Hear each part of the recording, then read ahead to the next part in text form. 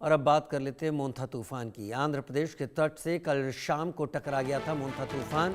100 kilometre प्रति घंटे की रफ्तार से चली हवाएं, इलाके में बिजली ठप हो गई, तार और पोल टूट गए, 52 फ्लाइट, 120 ट्रेनें कैंसिल कर दी गई। आज उड़ीसा से टकरा सकता है मोंथा तूफान, क्योंकि ज़मीन पर आने के बाद, एक बार लैंडफॉल होने के बाद, ये तूफान अलग अलग डिस्ट्रक्शन के चलते अपनी राह मोड़ता जा रहा है और आंध्र के काकीनाडा से टकराने के बाद ये ऊपर की तरफ उठना शुरू हुआ है और उड़ीसा की तरफ जा रहा है। अब धीरे धीरे साइक्लोन मोंथा ने अपने दस्तक दे चुकी है उड़ीसा के गोपालपुर समुद्र तट में। अब कहीं ना कहीं बारिश के साथ साथ तेज हवा बहने लगी है। आपको दिखाने की कोशिश करेंगे कि तमाम जो इलाके हैं, उन इलाके को कहीं ना कहीं जो लोग हैं वो लोगों को यहाँ से कहीं ना कहीं जो टीम है, रेस्क्यू टीम है, उन टीम के जरिए उन लोगों को यहाँ मना कर दिया गया है। यहाँ पुलिस की तैनाती है। आपको दिखाने की कोशिश करेंगे कि कितना आप समझ सकते हैं कि मेरे छाता को कितना तेज से ये धकेल रहा है। तो कहीं ना कहीं अब ये जो साइक्लोन है, साइक्लोन कहीं ना कहीं अब अपना जो विकराल रूप है वो विकराल रूप दिखने को मिल रहा है। और कहीं ना कहीं अब जो समुद्र तट इलाके हैं उन इलाके में धीरे धीरे अपना उपस्थिति जाहिर कर रहा है। और यहाँ आप अंदाजा लगा सकते हैं कि कितने तेजी से यहाँ बारिश हो रहा है,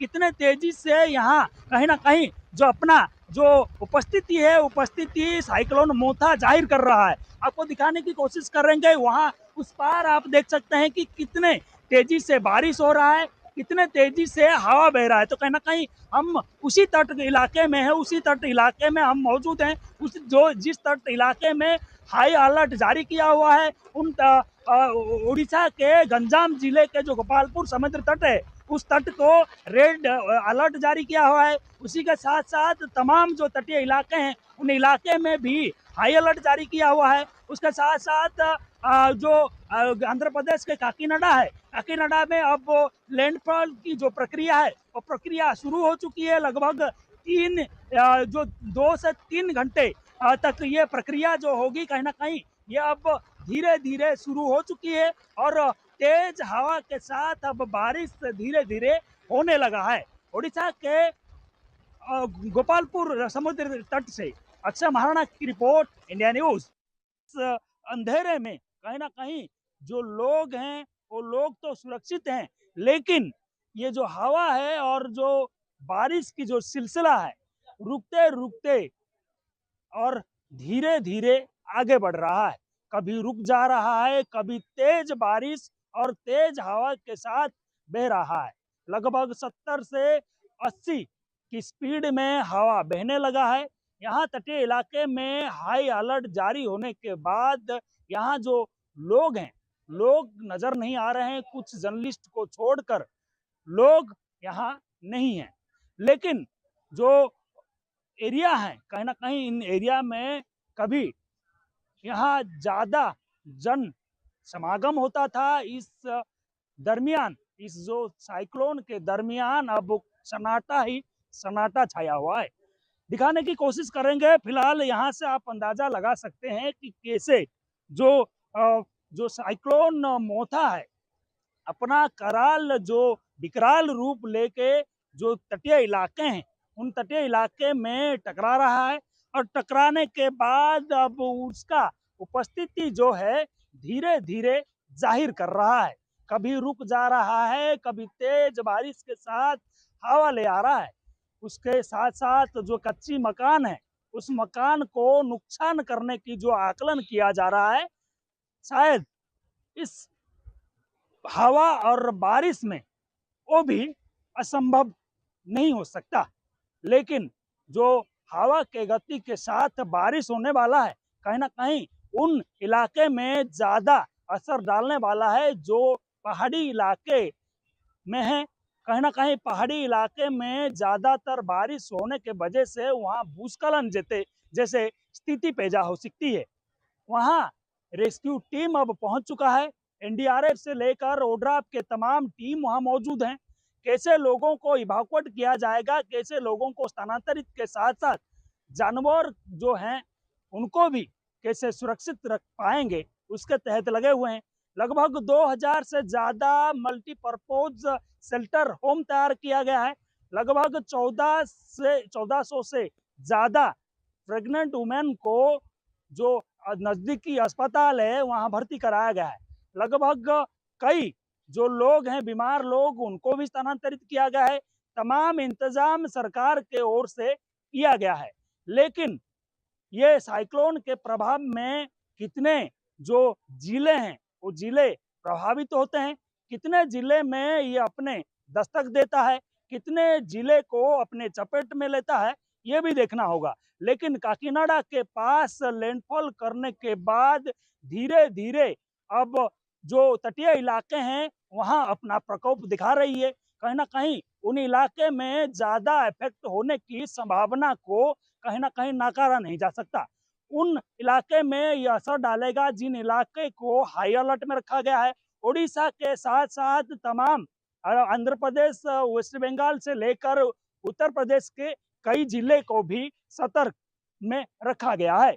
उत्तर प्रदेश के साथ साथ छत्तीसगढ़ के कई जिले को और झारखंड के साथ साथ तमाम तटीय इलाके को अब अलर्ट मोड में रखा गया है।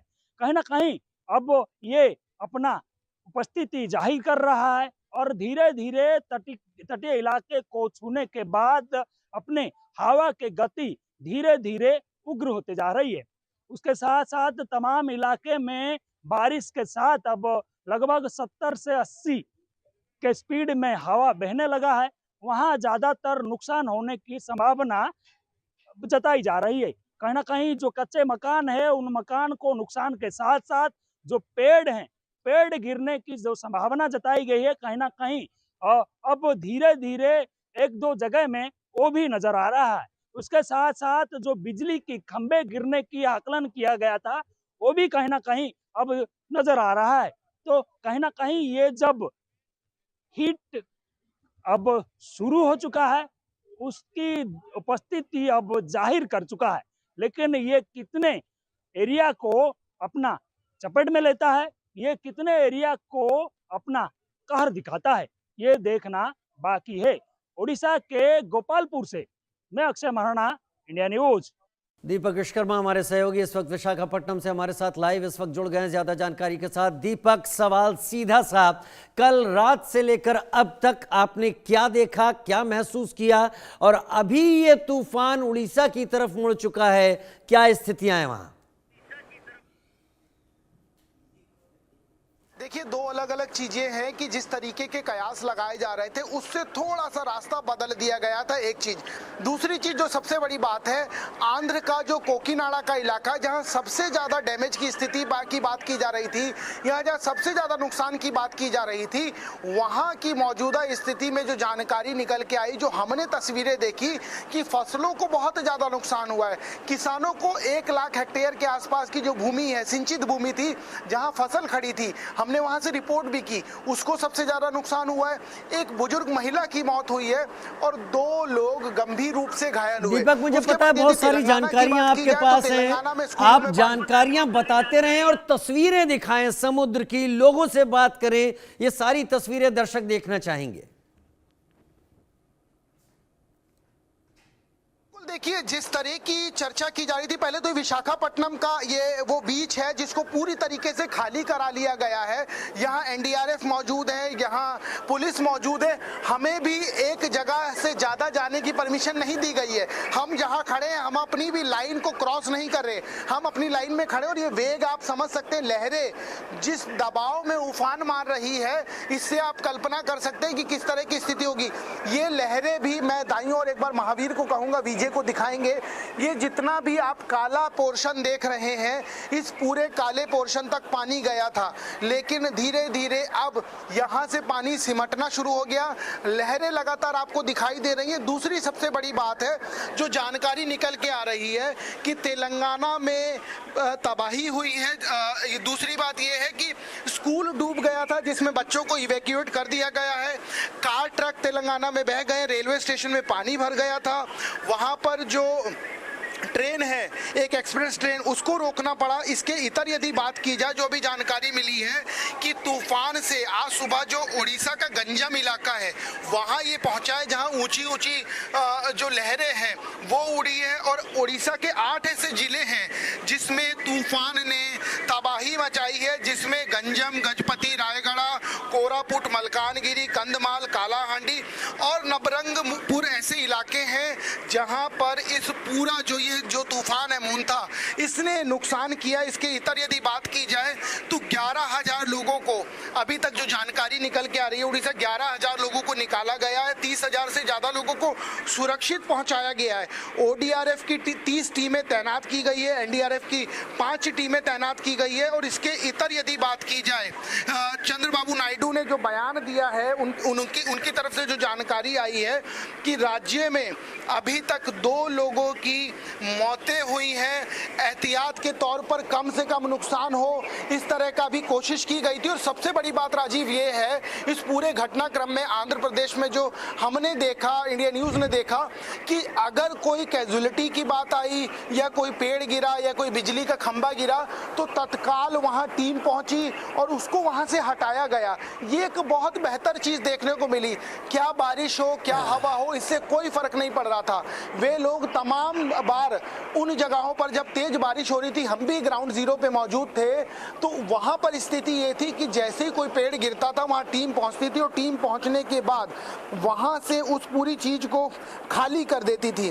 तो समझा जा सकता है कि 5.5 घंटे का जो लैंडफॉल था, उस लैंडफॉल प्रोसेस ने तमाम जगह नुकसान पहुंचाया, तमाम जगह जान के साथ साथ माल की भी हानि हुई। और जिस तरीके से तेलंगाना का जिक्र कर रहा था, ऐसे जो और बीच के इलाके हैं, जो समुद्र के इलाके हैं, वहां नुकसान तो हुआ है, जिस तरह की कल्पना की जा रही थी उससे थोड़ी बेहतर। ये बहुत अच्छी खबर आप दे रहे हैं, ये बहुत अच्छी खबर है कि नुकसान का आकलन जो था उससे कम पर चीजें सिमट गई।